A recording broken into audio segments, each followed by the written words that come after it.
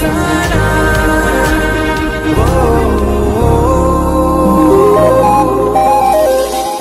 అగ్నిలో పుటము వేయబడగా నాదు విశ్వాసము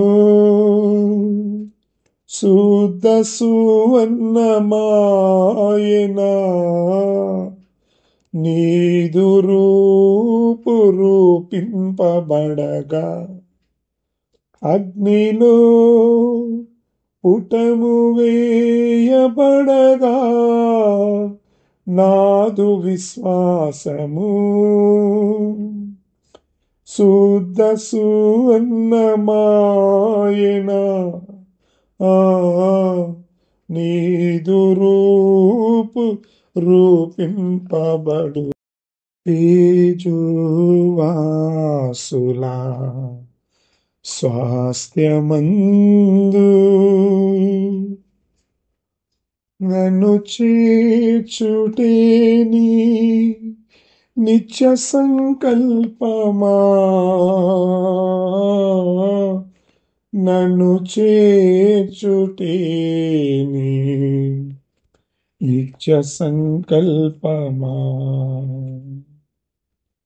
తేజోవాసులా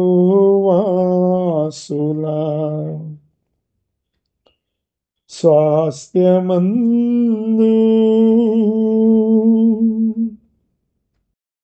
దినవృత్తాంతాల మొదటి గ్రంథం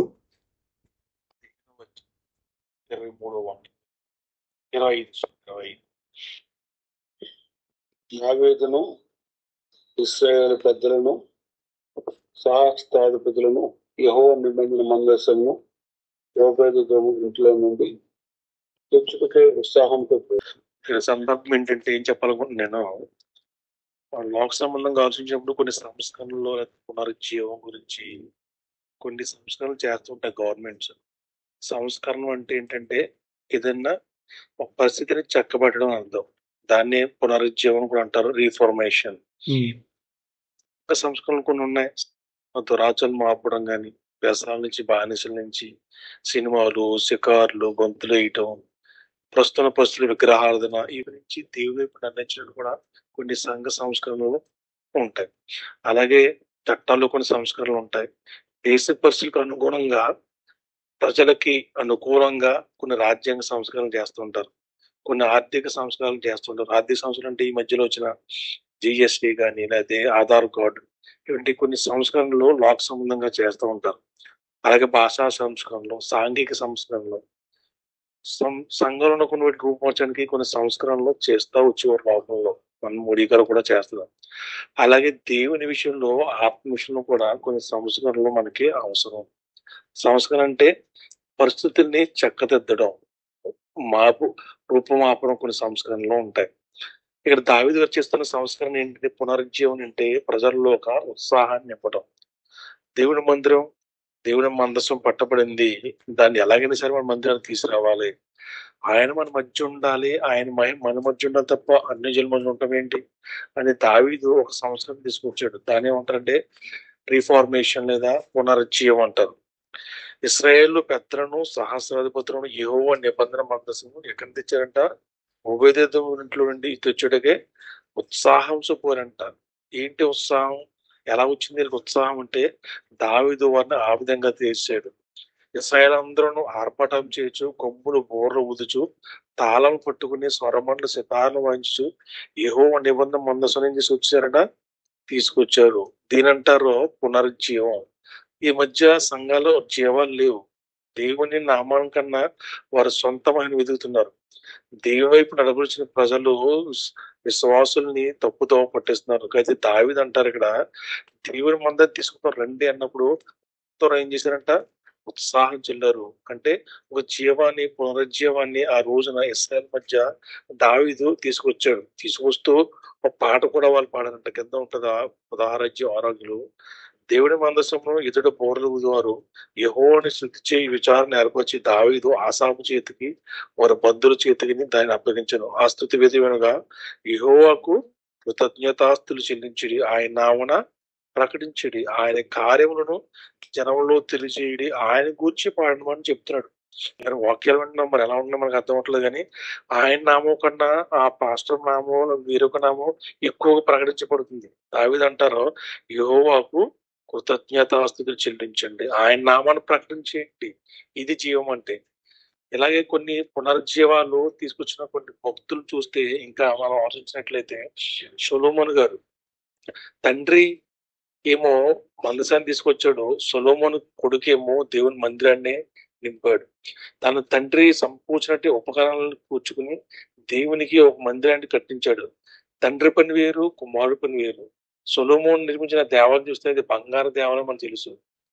రెండవ దినవృత్తాంతాలు 7వ అధ్యాయం 1-3 వచనాలు.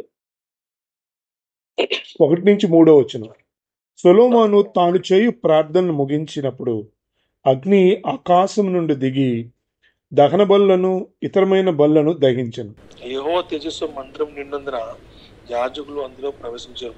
అగ్నియు యెహోవా తేజస్సును మందిరం దగ్గర చూసి ఇశ్రాయేలు అందరూ సాష్టాంగ నమస్కారం చేసి యెహోవా దయాళుడు, ఆయన కృప నిరంతరం చెప్పి ఆయన్ని ఆరాధించి స్తుతించిరి.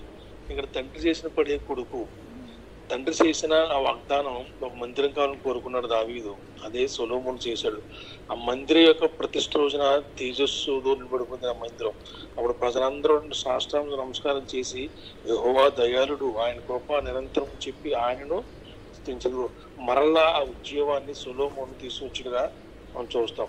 అలాగే మూడోది చూస్తే నెహెమ్యా గారు యెరూషలేము పట్టణాన్ని కట్టినప్పుడు పునరుజ్జీవాన్ని ఆ రోజున ప్రజల్లో తీసుకొచ్చాడు. ప్రజలు మందిరం పాడైపోయింది, గుమ్మాలు నాశనం అయిపోయి అనే ఆలోచన తీసుకొచ్చి ఆ రోజున ఇశ్రాయేలందరూ మళ్ళీ ఏకతాటికి తెచ్చి ఆ పడిపోయిన పట్టణాన్ని కట్టించాడు.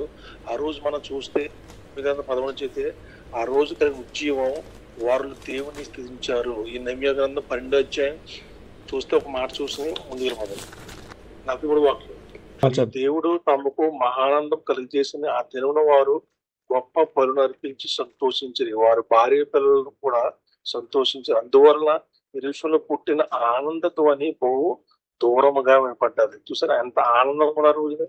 వారిలో మరలా పునరుజ్జీవాన్ని తీసుకొచ్చిన వాడు నెహెమ్యా. ఒకప్పుడు దావీదు అయితే, తర్వాత సొలొమోను అయితే, మరలా నెహెమ్యా గారు ఆ ఆనందాన్ని, ఆ సంతోషాన్ని వాళ్ళలో తీసుకొచ్చేట్టుగా మనం చూస్తాం. అంటే మనం ఏం చేయాలంటే ప్రజల్లో ఉజ్జీవాన్ని తీసుకురావాలి, దేవుని వైపుని నడిపించాలి.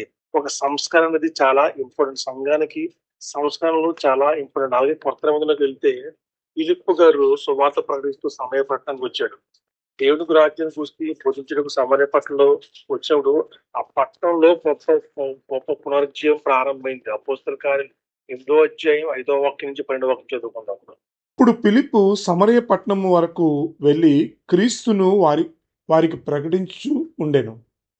జన సమూహములు విని ఫిలిప్పు చేసిన సూచక్రియలను చూచినందున అతడు చెప్పిన మాటలందు ఏక మనస్సుతో లక్ష్యముంచగా అనేకులను పట్టిన అపవిత్రాత్మలు పెద్ద కేకలు వేసి వారిని వదిలిపోయిను. పక్షవాయువు గలవారును కుంటివారును అనేకులు స్వస్థత పొందిరి. అందువలన ఆ పట్టణంలో మిగుల సంతోషము కలిగెను. సంతోషం నెహెమ్యా గారు తీసుకున్న సంతోషం మరలా ఇదిగో ఈ పట్టణంలో ఆ సంతోషాన్ని తీసుకొచ్చి సువార్త ప్రకటించడం ఫిలిప్పు గారు మరలా వచ్చి కొత్త నిబంధనలో ఫిలిప్పు ద్వారా మరి ప్రారంభమైంది. అందులో ఆ పట్టణంలో చాలా మంది ప్రభు వైపు అనేక మందిని ప్రభు వైపు మరలించారు. ఎవరంటే ఫిలిప్పు గారు. అలాగే పీతరు గారు కూడా పెంతుకొస్తే పొందుదనాన్ని గొప్ప ప్రసంగం చేశాడు. ఆ రోజున 3,000 మంది సంతోషంగా బాప్తిసాన్ని పొందారు.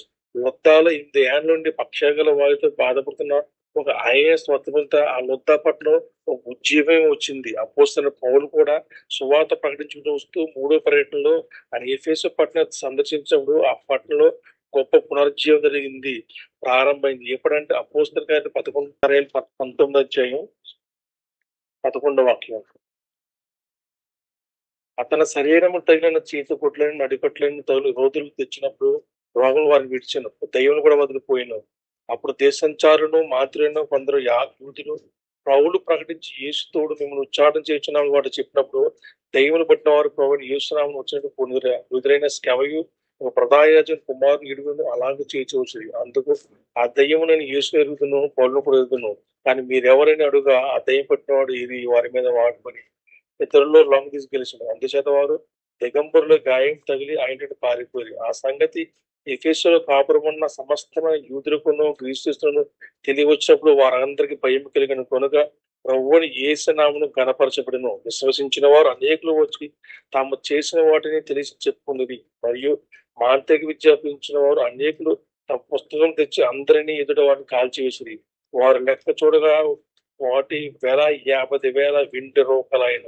ఇంత ప్రభావంతో ప్రభువు వాక్యం ప్రబలని వ్యాపించు అపోస్తలుడైన పౌలు గారు ఎఫెసు పట్టణం చేసిన పరిచర్య పునరుజ్జీవం అనేక మందిని ఇదిగో మంత్రానికి దేవుని వైపు నడిపించింది. కాబట్టి ఈ రోజున మనం కూడా యవనస్తులుగా మనం ఉన్నప్పుడు కూడా మనం ఇదిగో ఒక ఉద్యమం ఒక పిలుపులో జరిగింది. ఒక ఉద్యమం అపోస్తలుడైన పౌలులో చూసాం, ఒక ఉద్యమాన్ని పేతురు చూసాం, ఒక ఉద్యమాన్ని దావీదులో చూసాం, ఉద్యమాన్ని నెహెమీయాలో చూసాం. మనం కూడా ఉద్యమం కలిగి ఒక సంస్కరణ సంఘంలో ప్రజల్లో తీసుకురావాలి. అనేక మంది దేవుని వైపు నడిపించాలి. యుద్ధమాలు దేవుడు దీవించి ఆశ్రయించును కాక. ఆమేన్. మన తండ్రి అయిన దేవుని ప్రేమయు ఆయన కుమారుడైన యేసుక్రీస్తు కృపయు పరిశుద్ధాత్మ సహవాసమును మనందరికీ ఇప్పుడును ఎల్లప్పుడూ సదాకాలమును తోడైనగాక. ఆమేన్. ఆమేన్. ఆమేన్. Praise the lord.